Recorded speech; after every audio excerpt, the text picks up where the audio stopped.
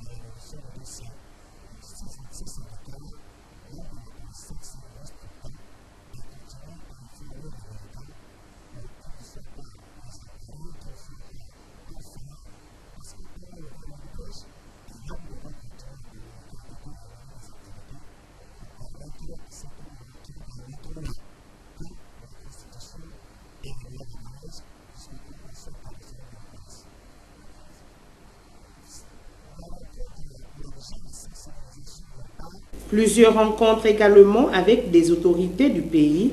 Voici du moins ce qui en ressort.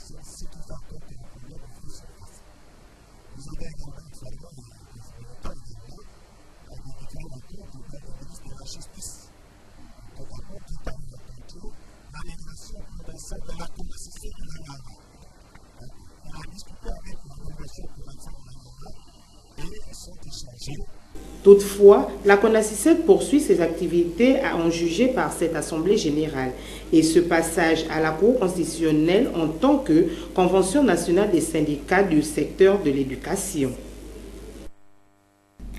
Nous poursuivons avec la grève au ministère des Affaires étrangères qui ne faiblit pas, bien au contraire, elle pourrait se durcir les tout prochains jours. C'est du moins ce qui ressort de cette Assemblée générale que les agents grévistes ont tenu ce matin. Arnaud Mbabokung et Bertrand Koumileka pour le reportage. Un air de musique gospel sous l'ombrage qui jouxte l'entrée principale de leur administration, les agents du ministère des Affaires étrangères poursuivent la grève entamée il y a près de 2 mois. Elle pourrait se durcir si l'administration ne se montre pas habile, prévient déjà le secrétaire général du syndicat.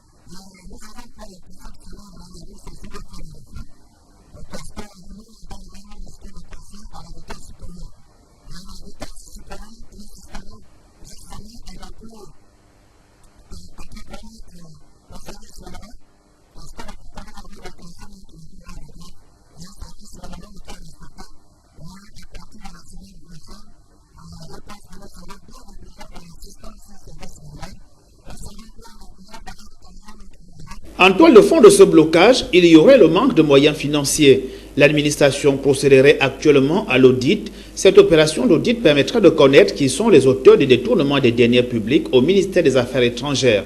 Mais pour les agents regroupés au syndicat des agents des affaires étrangères, SAEG, ils attendent patiemment les conclusions de cet audit. Le secrétaire général du syndicat des agents des affaires étrangères, tout en fustigeant le sort réservé aux diplomates gabonais, appelle le chef de l'État Ali Bongo Ondimba à prendre ses responsabilités en vue d'une sortie de crise du dit ministère. Propos recueillis par Arnaud Babokong et Bertrand Koumileka.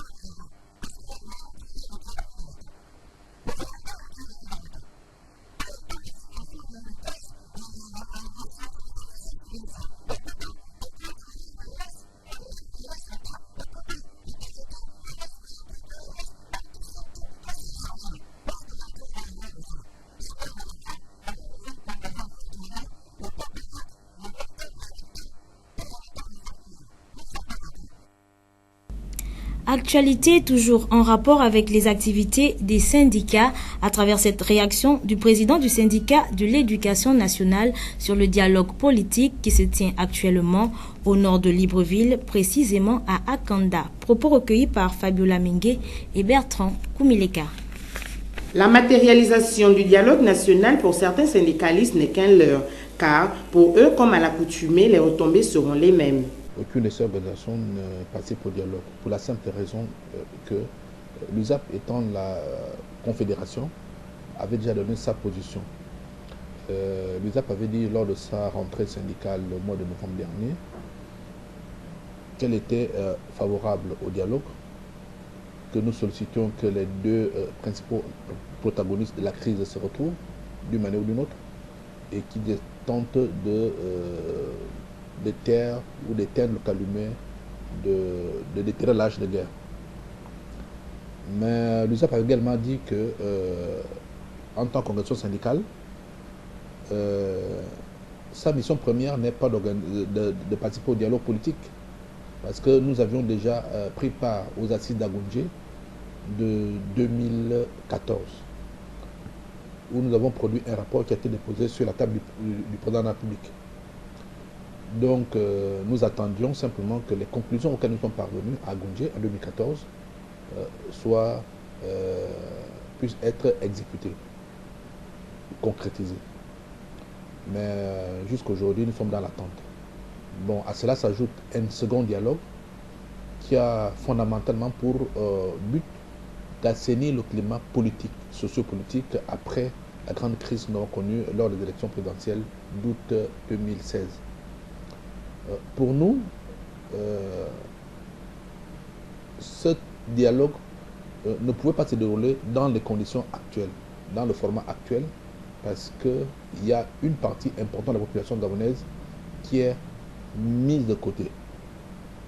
Et le président public, en tant que garant des institutions, c'était son devoir de réunir tout le monde à un moment bien précis, parce que Agoundjé va parler des problèmes génériques, mais ne pourra pas rentrer au fond des questions, c'est-à-dire en profondeur, ne pouvait pas ou ne peut pas aller en profondeur de tous les problèmes qui sont posés par les syndicats. Simondon Edzo, président de la CONACYSED, propose un autre plan que celui des dites assises. Pas qu'il ne sert à rien, il va sûrement aboutir à des conclusions, à des recommandations, mais qu'on attendra voir se transformer en acte réglementaire ou en loi. Concrètement, ces assises ne nous permettront pas de sortir de la crise de l'éducation nationale. Donc ces assises pour nous ne peuvent pas nous permettre de sortir, de mettre fin à la grève. Ce n'est pas possible, parce qu'aucun problème concernant la grève ne sera abordé lors de ces assises. En somme, le dialogue national semble être mitigé par certains des Gabonais. Les différents maux qui minent le pays devraient d'abord être débattus sur une table ronde, car le dialogue ne pourra tout résoudre en profondeur.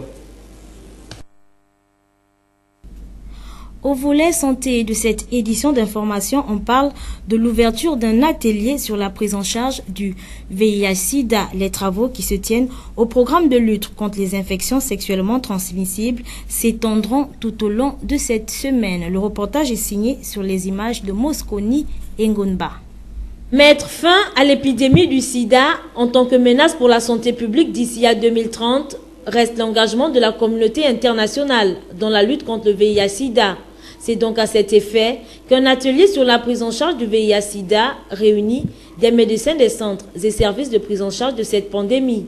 Avec plus de 36 millions de morts à ce jour, l'Afrique subsaharienne est disproportionnellement touchée avec 25,6 millions de personnes vivant avec le virus, d'où la nécessité d'un traitement efficace qui reste pour le moment les ARV antirétroviraux. Mesdames et messieurs, même s'il n'existe pas pour le moment de traitement curatif, donc de moyens de guérir définitivement de l'infection, en revanche, les traitements efficaces avec l'association de 3 médicaments antirétroviraux peuvent juguler le virus et aider à éviter non seulement la transmission, mais également faire de sorte que les personnes porteuses du VIH et celles qui sont exposées à un risque important peuvent mener une vie productive et en bonne santé. Cette combinaison thérapeutique jugule la réplication virale dans l'organisme et permet au système immunitaire désinfecté de se renforcer et ainsi de regagner la capacité de combattre les infections. Depuis septembre 2015, l'Organisation mondiale de la santé recommande de traiter toutes les personnes vivant avec le VIH et supprime toutes les limitations aux conditions requises pour pouvoir bénéficier du traitement antirétroviral quand on est porteur du VIH. Le traitement est désormais justifié dans toutes les populations et dans toutes les tranches d'âge. Le chef de l'exécutif, Ali Bongo Ondimba, a fait de la lutte contre le VIH-Sida une priorité de santé publique dans le pays, occasion pour le secrétaire général du ministère de la Santé de rappeler les mesures prises afin de venir à bout de cette maladie. Le gouvernement a été marqué par d'importantes mesures visant à intensifier la lutte contre le VIH-Sida. Il s'agit notamment de l'élaboration de 3 plans stratégiques nationaux, de mobilisation continue des moyens financés par la mise en œuvre des stratégies de lutte, de l'application effective du principe de gratuité dans le dépistage du VIH, dans la dispensation de traitements antirétroviraux et dans la prise en charge de la femme enceinte séropositive. Le nombre de personnes infectées par le VIH a augmenté progressivement depuis la découverte du premier cas au Gabon en 1986. Les résolutions des travaux de cet atelier sont attendues pour une meilleure prise en charge du VIH. Une délégation congolaise conduite par son ministre du Travail et de la Sécurité sociale a rencontré ce matin les responsables de la Caisse nationale d'assurance maladie et de garantie sociale. Objectif, s'imprégner de son mode de fonctionnement pour en prendre exemple. Était présent pour le compte de TVS Pierre Parfait Badikoump. Dans le cadre de la refondation du système congolais de sécurité sociale, Émile Wouosso, le ministre du Travail et de la Sécurité sociale de la République du Congo, a échangé avec les responsables de la CNAMJS afin de s'imprégner de son mode de fonctionnement. Chapeauté par le docteur Michel Mboutsou, le directeur général de la CNAMJS, la réunion de travail a débuté par un retour sur l'historique de l'institution. S'en est suivi des explications détaillées sur la mise en place de la CNAMJS les problématiques liées à l'offre de soins, notamment le refus des assurés CNAMJS par certains prestataires, le non-respect de la liste des médicaments remboursables par certains prestataires, la fraude à l'assurance maladie et l'absence d'officines dans certaines localités. Pour les deux parties, cet échange d'expériences est gage de réussite. Il n'y a aucune raison que nos politiques ne puissent pas s'adapter et qu'à notre tour, nous venions également au Congo, non pas seulement pour donner, mais certainement pour recevoir quelque chose qui peut-être attirera notre regard et qui fera en sorte que nous puissions travailler. Et les personnes qui viendront aussi en immersion, nous donnerons certainement un regard nouveau, un regard neuf, de quelque chose qui habituellement était peut-être resté trop habituel et qui manquait de luminosité et qui pourra, grâce à l'expérience des personnes qui viendront chez nous, comme ça, nous faire prendre conscience que ce que nous avions l'habitude de faire, c'était une erreur. Et forcément, cela va également améliorer notre manière de faire. Nous allons venir travailler avec vous. Et ce travail consistera à faire que nous ayons votre assistance pour nous accompagner dans toutes les phases de mise en œuvre de cette assurance maladie au Congo. Après que nous, gouvernement, les deux gouvernements, aient signé ensemble un cadre de coopération dans lequel tout le monde sera à l'aise pour travailler. Pour la mise en œuvre d'un système fiable de sécurité sociale, la partie gabonaise recommande la nécessité d'une forte volonté politique pour balayer d'un revers de la main tous les obstacles à la réalisation du projet. Remise de diplôme à la première cuvée de l'école biblique Rabbi de l'église Royaume des Sacrificateurs du Christ, baptisée les Prémices. Ils étaient au nombre de 20, ces serviteurs et servants de Dieu, à recevoir ce précieux sésame. Le reportage est signé Inès Ngungamombo. C'est dans l'optique de la mise en pratique de la parole de Dieu qui dit, je cite, « Et ce que tu as entendu de moi en présence de beaucoup de témoins, confie-le à des hommes fidèles qui soient capables de l'enseigner aussi à d'autres, que l'école biblique Rabbi de l'église Royaume des Sacrificateurs du Christ a procédé à la remise des diplômes de la première promotion de la dite école baptisée les Prémices. Les thèmes abordés nous sont décryptés ici. Nous sommes convaincus de la nécessité de former des serviteurs pour leur donner les meilleures clés possibles en vue de l'accomplissement du ministère de Dieu. Les enseignements dispensés à l'école Rabbi sont l'histoire de l'Église, la nouvelle nature, la missiologie, l'éthique, la Bible, au commencement, la vie chrétienne, l'œuvre du Saint-Esprit, l'évangélisation, le ministère de Jésus et la vie de Jésus-Christ. À ceux-là, les étudiants ont présenté et soutenu un travail de recherche sur divers thèmes. Le leader de ce ministère ne ménage aucun effort pour amener les uns et les autres à être édifiés, enseignés et outillés pour mieux servir l'Éternel. La remise des diplômes proprement dite a constitué la boucle de cette cérémonie qui s'est déroulée devant les parents, amis et connaissances. Outiller et équiper les serviteurs de Dieu sur le thème « Comprendre les révélations pour opérer dans la dimension du prophète » est le but visé par l'école des prophètes organisée ce jour par le Centre mondial Shekinah sous la supervision générale de son leader, le révérend Dr Louis Badinga. C'est l'église locale de Libreville qui a prêté son cadre pour la dite cérémonie. Reportage. Les hommes et femmes ayant reçu l'appel du Seigneur pour son service ont répondu favorablement à l'école des prophètes du côté du Centre mondial Shekinah, église locale de Libreville, qui rentre dans le cadre du renforcement des capacités pour pallier aux différents manquements souvent observés chez certains serviteurs de Dieu, sur le thème « Comprendre les révélations pour opérer dans la dimension du prophète ».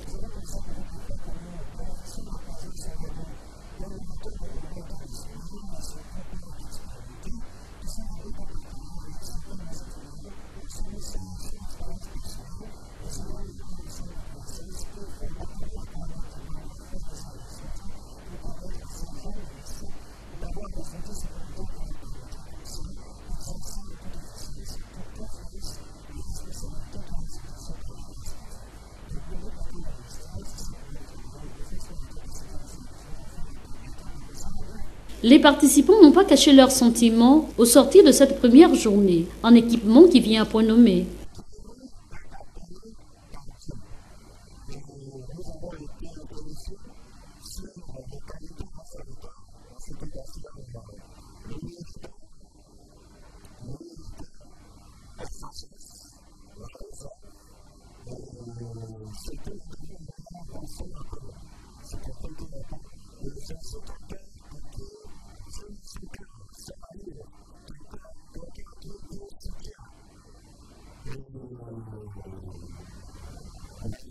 Le révérend Dr Louis Mbadinga nous édifie sur la particularité de cette rencontre avec cet éminent orateur.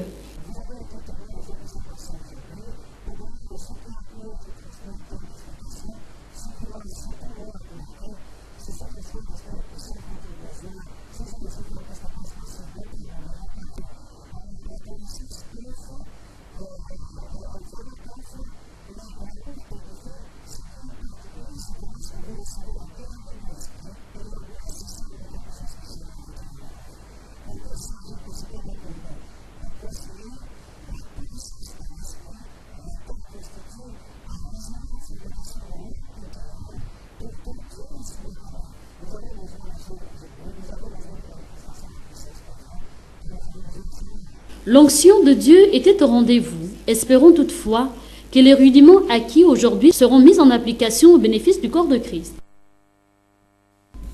Actualité hors de nos frontières, à présent, les Médecins sans frontières appellent à une mobilisation pour faire face à un désastre humanitaire dans l'état de Bano, au nord du Nigeria, touché par les violences de Boko Haram. Presse internationale. Nigeria, face à l'urgence sanitaire. Le gouvernement sonne l'alarme 5 mois après le début d'une épidémie de méningite qui a déjà fait plusieurs dizaines de morts dans le pays. En tout, nous avons recensé 1966 cas suspects. 109 cas ont été officiellement confirmés. Nous estimons le nombre de morts à 282. La méningite est généralement due à un virus, mais peut aussi être causée par une bactérie. Elle provoque une inflammation des méninges, les tissus qui enveloppent le cerveau et la moelle épinière. Elle se transmet principalement par la salive, notamment lors de baisers ou d'éternuements. Il existe différents types de la maladie. En Afrique de l'Ouest, la forme la plus courante est la méningite A, mais l'épidémie actuelle serait causée par la méningite C, moins répandue et qui nécessite un autre vaccin. En charge des stocks, l'OMS aurait déjà distribué 500 000 doses, mais on estime qu'il en faudrait au moins 3 millions. En attendant, les médecins nigérians font tout pour contenir l'épidémie. Pour l'instant, nous n'avons pas constaté une augmentation des cas au-delà de la normale. Certes, il y a plusieurs cas, mais nous n'avons pas vu des groupes entiers d'enfants ou d'adultes touchés par la maladie. D'autres pays sont touchés, notamment le Niger, où les autorités ont recensé 4 décès depuis le début de l'année. La dernière épidémie remonte à 2015. Elle avait alors tué plus de 1100 personnes au Niger et au Nigeria.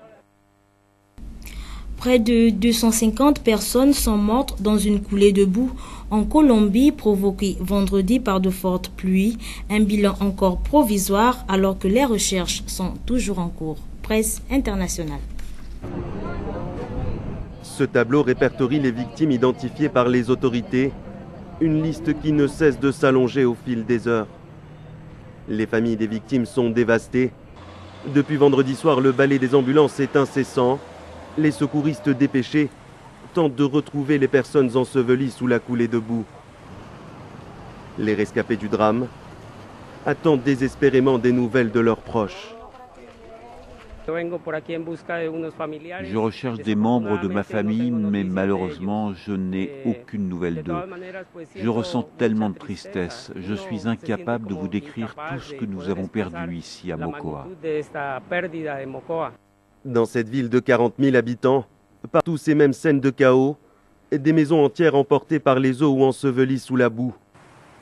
La Croix-Rouge parle d'une catastrophe de grande ampleur. Sur place, le président colombien désemparé ne peut que constater les dégâts. En une nuit, il est tombé l'équivalent de 30% des pluies qui tombent habituellement en un mois, ce qui a provoqué la crue de plusieurs rivières. Les recherches se poursuivent actuellement, mais la première chose que j'aimerais dire, c'est que nos pensées et celles de tous les Colombiens vont aux familles des victimes. Les pluies diluviennes qui se sont abattues ces derniers jours sur le sud du pays ont provoqué le débordement de plusieurs rivières. Ces intempéries sont dues à El Niño, un phénomène climatique qui affecte actuellement la région des Andes. En sport à présent, dans le cadre du challenge, Pierre Claver Manganga Moussavou de handball à Mouila, la formation de senior académie chez les dames, a eu raison de Bangando, 25 buts à 20. Euphrem Biyogo Edzo et Fleury à Seondo. La formation de Bangando s'incline par 5 buts d'écart devant les Librevilloises des seniors académies dans le cadre du rendez-vous annuel de Mouila comptant pour la Coupe du Gabon de handball et du challenge Pierre Claver Manganga Moussavou, score final 20 à 25. Les filles des seniors académies ont su faire asseoir leur jeu dès l'entame de la partie. Moins prolifique en termes de réalisation, les deux équipes se séparent à la mi-temps par 4 buts d'écart, 8 à 12. Un avantage favorable à Senior Academy qui n'a plus jamais lâché prise malgré l'incident survenu au gymnase de Mouila avec la fracture au bras d'une des leurs transportée en urgence au centre hospitalier de Bongolo pour y suivre des soins. Le manque d'expérience pour Bangando a été lourd de conséquences, ce malgré la bonne occupation des espaces de jeu sur le terrain. Senior Academy sort finalement victorieux 25 à 20. Je crois que c'est la défense. On ne sait pas vraiment entraîner sur la défense. Mais bon, comme ce sont des nouvelles, on va refaire mieux. Et si on ne gagne pas la compétition cette année, je suis sûre que l'année prochaine, on fera mieux et on risque de remporter la mission. C'est seulement un mois qu'on a eu entraînement. C'était même parce que chez nous, on faisait d'abord les travaux de notre terrain. Donc du coup, après les travaux, donc c'est même pas fini. Et après, on est venu, on nous a annoncé la compétition à un mois. Donc pendant les 1 mois, on s'est entraîné. On n'a pas fait des conditions physiques. C'est seulement qu'on venait, on courait 20 secondes et après, on entamait avec les matchs. Bien qu'ayant un effectif réduit, le staff technique de Senior Academy affiche des ambitions. Les objectifs, c'est de gagner. Si on nous donne la possibilité de le faire, on le fera. Merci. Je vous en prie. Et Paul Esso. Avis aux futurs adversaires des académiciennes où aucune marge d'erreur ne sera tolérée. Toujours dans le cadre du challenge Pierre Claver Manganga Moussavou, en élite B, la formation de détente domine les universitaires de Nzimba, 21 buts à 14 chez les messieurs. Retrouvons à nouveau Euphrem Biyogo Edzo et Fleury à Seondo. Chez les élites B, messieurs, la formation de l'université Omar Bongo, à savoir Nzimba, a chuté d'entrée devant les sociétaires de détente, 5 buts à 10 à la mi-temps et 14 buts à 21 à la fin du temps réglementaire.